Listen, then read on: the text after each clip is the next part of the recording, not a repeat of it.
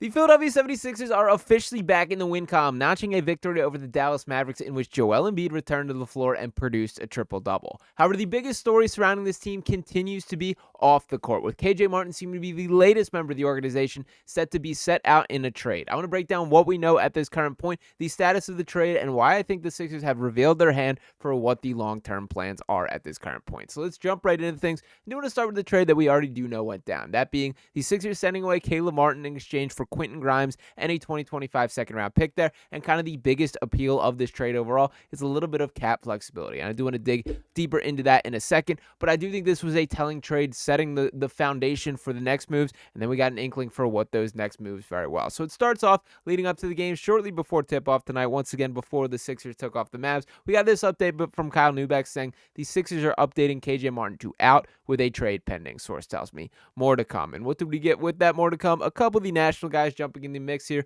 with Mark Stein bumping a quote tweet saying the Sixers are actively working on a KJ Martin trade. League source confirms. Potential deal is pending, I'm told. And Jake Fisher also getting in the mix saying, sounds like Philly is weighing multiple options for KJ Martin, with the deal expected to be completed by tomorrow. And probably the most telling information that we know at this current point did come from Sixers Adam Aaron sitting right here, who tweeted out exactly, as things stand now, the Sixers pending trade of KJ Martin is not expected to net the team a player in return, a source tells the Philly Voice. So that is all we know at this current point, but I do think that is pretty telling on the direction this Sixers team is. Now, I'm not going to jump in and grade the trade or give my full takes until we know exactly what that is the case. While obviously no player in return is sort of telling there, this could be a move in which they're producing or bringing back in a number of draft picks, which could certainly help them up for greater success. But what the story really is here is the cap gymnastics that Daryl Morey continues to produce here. And the goal, the light at the end of the tunnel, what I think every intention of this is regarding from this Sixers standpoint, is to create room to re-sign Guerschon Yabusele.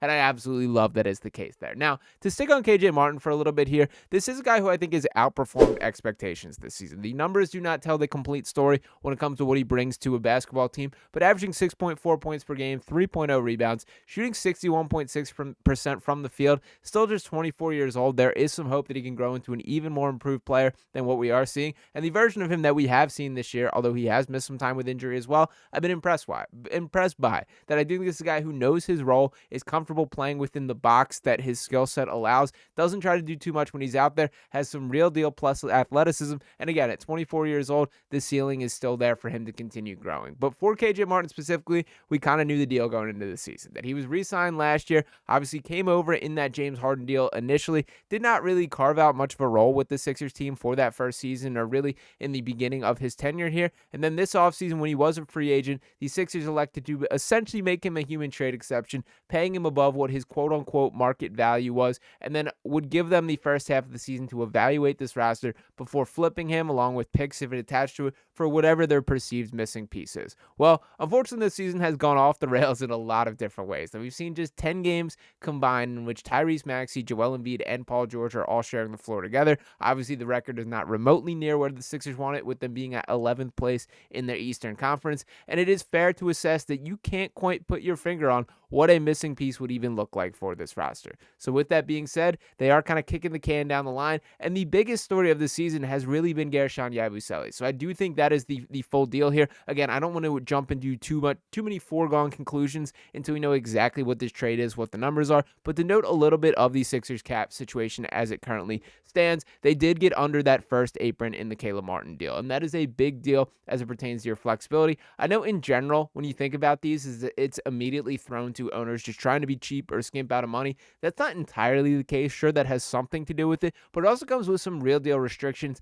on how you can build out your roster. And to dive into the first apron stuff specifically here, that I'm not going to go too deep into it, is because, again, I do want to get the final numbers, but to mention what they would be missing out on, or if they were to have kept Caleb Martin and not done that deal, so the Sixers couldn't use a non-payer mid-level exception or a biannual exception. You couldn't take back more money in trade than they sent out, which was the spot that the Sixers started this day in. They also couldn't acquire a player via a sign-in trade. You can't sign a player from the buyout market who is earning more than the non-taxpayer mid-level exception, which is $12.9 million, and you can't use pre-existing trade exceptions. So some pretty significant, restrictions that are put on teams there, and this CBA is no joke. More so than ever this year, and particularly dating back to this offseason when we started to see things come into full effect, that we're seeing the effects of what a CBA is doing in regards to the decision-making process of a team. In general, the NBA has sort of been one of these systems with a soft cap where teams just figure it out. They're going to spend the money and they're going to find ways around it. It's becoming harder and harder to do that, and we're going to start to see who the real smart front offices are. A team like the Golden State Warriors, who had paid more than the rest of the entire league combined in luxury tax in seasons and years past when they were in the middle of their championship run, and obviously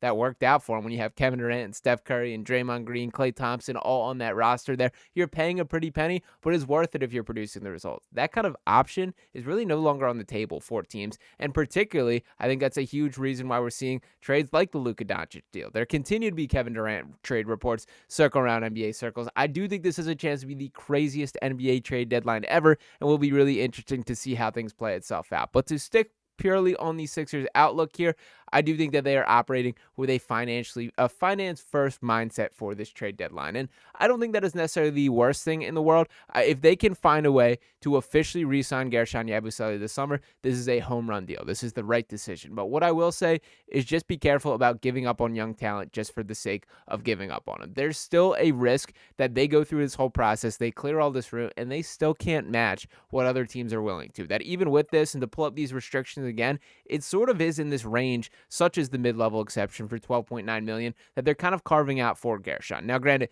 that's much better than roughly the $4.6 that they could offer him at this current point. Don't get me wrong, there's a significantly higher chance of Yabusele taking a $12.9 million offer, and for Yabusele particularly, I do think he likes it here. I do think this is a team that he would like to stick around if the option is there. But also, we got to be realistic about this, that this dude took a huge risk coming over from overseas to try his hand at the NBA for a second time, and that he did take a veterans minimum deal, with this summer really set to be the year that changed his life. That this upcoming summer is his opportunity to cash out and maximize his overall income. So while I understand that he likes Philadelphia, he also has to be realistic on this entire situation, and that is why I think the Sixers are going to these lengths. And to be perfectly honest, I think Guerschon Yabusele is damn near perfect for what the Sixers need him to be. He can be the most true power forward that Joel Embiid has ever played with. There is a little bit of that French connection here. A really impressive pass by Yabusele inside to Embiid that was ultimately the game winner in tonight's game. A couple other plays beyond that with free throws and that kind of thing. But the point being, Yabusele is fully capable of doing the little things. We're starting to see a little chemistry with Joel Embiid and Yabusele, which is especially impressive considering Embiid missed the previous 15 games here. And I do think that is becoming the priority of this organization. There may not be an upgrade on the open market, but if you can position yourself to make sure you're keeping one of your key players moving forward, that is absolutely worth it in my mind. Now, to circle back a little bit to this Caleb Martin deal, I did see comments. I understand some of you not real thrilled with my overall breakdown of the first one. A lot of Quentin Grimes fans in the comments, and I do understand that. I don't want to be labeled as an anti-Quentin Grimes guy. I've liked him since Houston. I think he's very much a Houston basketball personified guy, dating back to his college years. Also spent his first year at Kansas. It was an interesting player there. The point being, I'm kind of surprised that he hasn't found his footing anywhere in the league, and more of my frustration coming from I wanted to go to war with Caleb in the playoffs. So that is a guy that is the most proven playoff riser that the Sixers had on their roster, and I thought on a very fair contract. I think if you had kept him for the full 4 years, that you would not have looked down upon that whatsoever. But with this in mind, as we're starting to see these final steps play out, and if Yabusele is officially able to be brought back to this organization, I understand it, accept it. And there's also a little bit of a unique twist on this, with Grimes being a restricted free agent, does help the Sixers in the cap space situation there. So a huge part of that equation. Again, I don't want to go too deep into this until we know what the exact trade is with KJ Martin. The only other cautionary words that I would throw out there is you should never be giving up young talent just for the sake of it.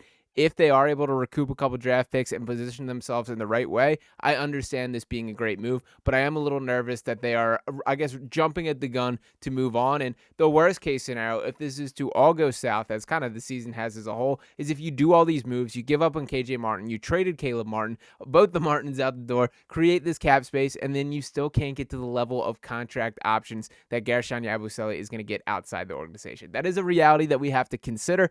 I think a fairly unlikely reality that while I think he's going to get paid this summer, I'm still not really sure what that range is. He keeps playing better and better, and it wouldn't shock me. My kind of mindset right now is he's probably going to get in that $15 million per year range. So if you get kind of close to that with 12.9, maybe you can convince him a little bit, but there is still some work to be done. So a lot of moving parts behind the scene at this current point. I will be hopping back on the sticks to break down the full KJ Martin trade once we know what the teams are involved, what the ultimate fallout, and what the Sixers do recoup in return there. But for the time being, it does feel like we've seen seen the last time seeing KJ Martin suit up in a Sixers jersey. So best of luck to him moving forward. Do hope this means that Guerschon Yabusele will be remaining with this Sixers organization, but a lot of steps until we can declare that the case there. So appreciate each and every one of you guys tuning into this video. Make sure you drop your comments below. As always, if you have not already, make sure you're smashing that subscribe button, dropping a like, and I'll be talking with you next time right here on Sixers Digest. Peace.